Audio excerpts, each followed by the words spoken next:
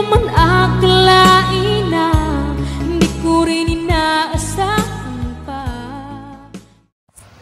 Narito tayo ngayon upang matunghayan ang napakainit, nagbabaga at talaga namang pinaka-inaabangan na latest issue ni Ate Erica. Sa pagpapatuloy ng ating istorya ay ipinapahayag nga ni Kalingap Val Santos Matubang ang pagtulong niya kay Lolo Miguel. Ito daw ay dahil talagang nasa puso niya na ang pagtulong sa mga senior citizen dahil alam niya rin ang pakiramdam sa mga ganitong edad. At talagang handa na daw siya at isidido na daw siya na tutulungan niya sila Lolo Miguel. Dahil nga dito ay ipapagawa nga ni Kalingap Val Santos Matubang ang makina na nasira doon sa bangka ni Lolo Miguel. Bibilhan nga ng bago ni Kalingap Val Santos Matubang ng bagong makina si Lolo Miguel para sa kanyang hanap buhay. Tayo ng bagong makina! Totoo yan.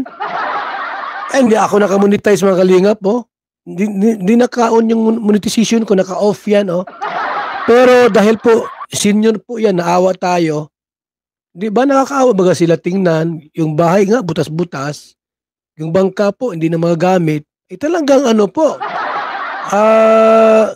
kung mayroon mo siyang pagkakamali, tulad sinabi ni Miss Tonyakaw na siya ang may kasalanan, hayaan natin sila sa problema nila.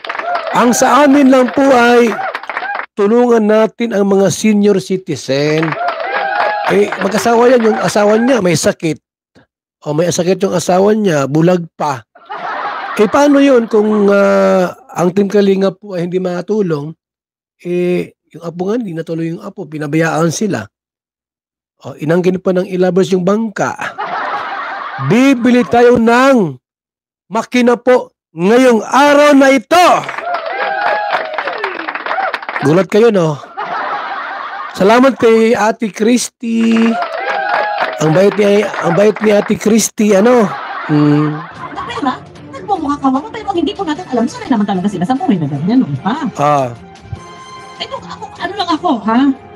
Medyo, sa nangyayari, dahil sa dami ng mga gusto mag-sponsor, merong mga tao na nagpapanggap sila yung collector, bumubuo ng team. Halimbawa, Team Lolo Migs. O yan. Joke lang yun, ha? Makimaniwala, joke lang yun. Abangan nyo po yung vlog natin kung totoo. Lolo Migs. Tapos, may mga collector dyan. Bubuo na samahan. Tapos, ayun na, ano na sila. Kaya binabas ka agad, ay. Para niwala. Bisa daw kayong mapaniwalain. Ang baga na. Merong isa,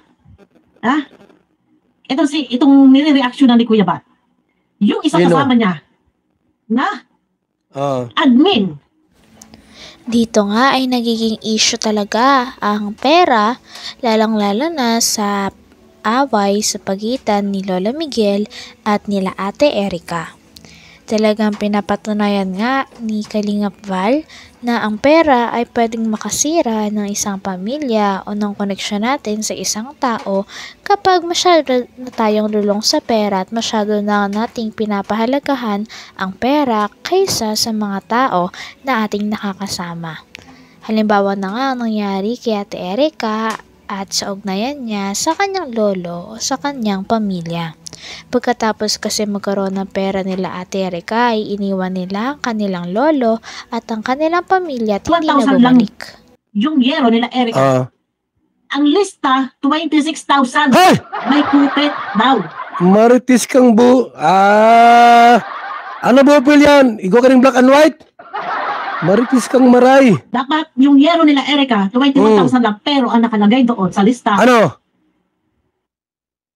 Ay, nagtago na po si Bupil, oh. Ilabas mo. Ay, commercial pala, commercial. Replace 1 meal a day with century tuna salad, bread. Tanong ko yan kay Lolo Miguel. 26,000. O, di ba? May patong na 5,000. Saan nilagay? Sa bulsa. Oh. Anong issue yan? Ano yan? Sino ang nagbulsa ng 5,000 Bupil vlog?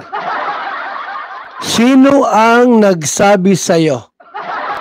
Maritis kang maray. Wala ka sa hulog Mamaya, ito lang, kaya ako gaganito. sige, tuloy mo lang. Mamaya, meron na naman, Lulumig supporters. Tapos, may mga grupo-grupo. Kakalabanin ng e-lovers kay Erica. May Lulumig supporters dito yan sa kabilang kaso. Ayan, ganyan ang mangyayari dyan. Tapos ngayon, may kolektor. Yun yung mahirap doon, may kolektor. Aba, alam lahat ng kwento. Talo pa ako nitong maritis na ito. Vice President ka lang, ako ang presidente. Ba't alam mo? Grabe ito mga kalingap. Pag maritis, grabe. Ito na nga, nire-react. Ikaw lang sa kalam. Ayon sa akin, sagap na balita na may nag-present sa akin, yung yero daw, ni Erica na 21,000 ang halaga, ay 26,000 ang naandun sa lista. Sino may sabi niyan? At naging kaaway nitong kausap ko, Sino? May. Dahil dyan sa mga pangyayaring lista ng mga pangalan na yan. Tanong ko nga yan. Tanong ko yan. Materyales. Ayan, nalao tayo. Kung saan tayo napunta. Ikaw po, mga kalingap, utusan ka. Ito po, Tatay Nestor, ang pera, materyales. Nasa yung sweldo ko. Ayon nga sa vlogger na pinapanood ni Kalingap Val ay nagsinungaling talaga si Lolo Miguel. Dahil nung una na sinabi ni Lolo Miguel sa Kalingap at sinabi niya na ayaw niya nang ipa-vlog si Ate Erica sapagkat gusto na mag-focus ni Ate Erica sa pag-aaral ay hindi pala totoo. Kaya naman napatunayan niya ng iba na kasabwat din si Lola Miguel sa pagsisinungaling at parang kinonsinti niya din talaga nun si Ate Erica sa pagsisinungaling sa mga tao, sa mga fans nila at sa buong Kalingap. Ngunit dati pa nga ito bago pa sila iwan ni Ate Erica. Kaya naman medyo malaki ang traiduran na naganap sa kwento ng mga magkaanak.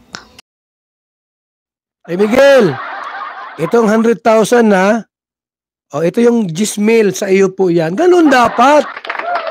Puro otos, wala namang sweldo. Ano ako, robot? Ay hindi pwedeng ganun, basta ka lang mautos. Buti kung ano yan hindi pwedeng ganun. Uutusan ka tapos wala kang panggasolina. Siyempre, maikit ako. Ito lang yung sa akin. Umpisa pa lang, kung hindi sana. Dapat nga, 20 mil ang ikitin ko ay.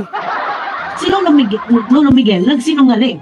Na ano? Sinabi magapara-aral muna sila. Focus muna sa para-aral. Yun daw sabi. Nagsinungaling at sabi mag-aaral da. Kung napakababaw pong dahilan para sabihin mag-aaral, alam ko, sabihin mo man o hindi, or kung talagang wala kang alam po diyan. Sige, sabihin na natin na hindi mo pa alam nung time na yan na nandiyan si... Hindi lang ako mapil ng mga kalingap. Itong video niya, masyadong maritis Lalong nagugulo. Another issue na naman yan. Kahapon, ang issue mo, si Rewel, viral. Si Jun A. Bakit po? Hindi kayo nang hinayang doon sa 1 million o 1.5 o 1 million na gagawing pabahay para kay Erica. Bakit po hindi ninyo pinanghinayangan at hindi man lang po makita na sa bakas ng inyong mukha ay merong panghihinayang? Siyempre mayaman yun ay. Sino po ang umayag sa bahay na nagkakahalaga ng higit 1 milyon? Kayo lang po. Bakit kayo umayag? Dahil merong June A na rumekta na sa inyo. Pwede po, no? Ako inaawa kay Lolo. Pero, kung tutulungan, mas... tulungan natin si Lolo. Ano ba naman yun? Yung kaunting kain na lang nila? Oo naman. Bigas, kaunting kain, kanin, kaperanggot na ulam. Siguro naman, hindi yan malaking kabawasan. Hindi yung kabawasan. Pwede naman, tulungan si Lolo. Ito lang, ay aking nabuksan, dahil gusto ko lang talagang maliwanagan na baka nga mamaya ay hindi natin alam ang buong katotohanan dahil hindi naririnig. Hanggang dito na lamang muna ang inyong pinakahinihintay, pinakainaabangan, nagiinit at talaga namang sobrang latest na update sa issue ni Ate Erica. Maraming salamat sa inyong panonood.